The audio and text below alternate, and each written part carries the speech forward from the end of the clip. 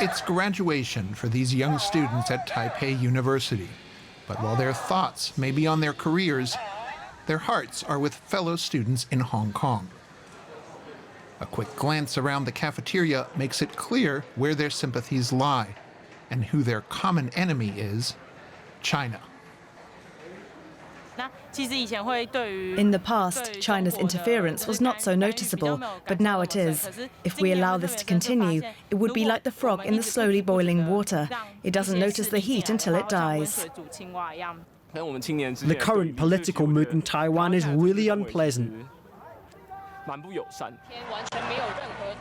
Tensions are growing. Red paint attacks on activists critical of China, hooliganism and vandalism at solidarity demonstrations for Hong Kong.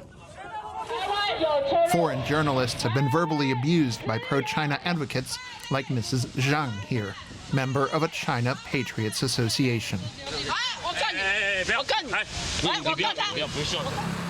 The group's headquarters are here in Taiwan's capital, Taipei. A Chinese flag flies over the building.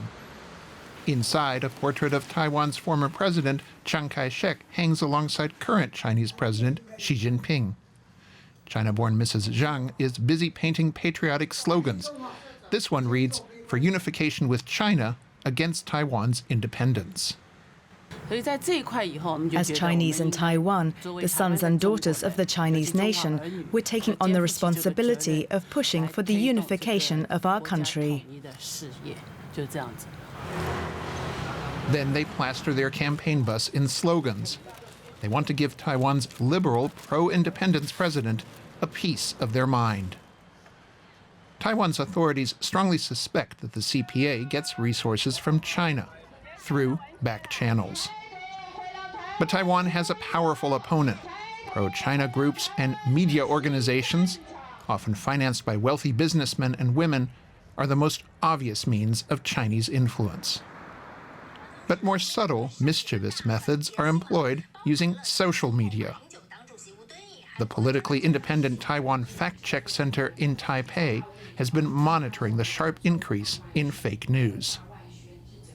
These include repeated claims, often using manipulated content, that Taiwan has been behind the protests in Hong Kong.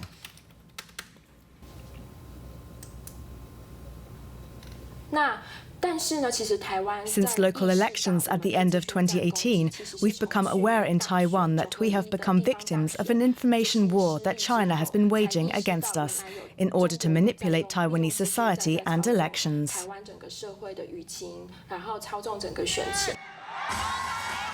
Those local elections saw the meteoric rise of a man that previously no one had heard of. Kuo-yu from the opposition pro-China Kuomintang party, now a presidential candidate. A populist propelled by a well-oiled political machine who's especially gaining ground in social media. Where did this sudden momentum come from?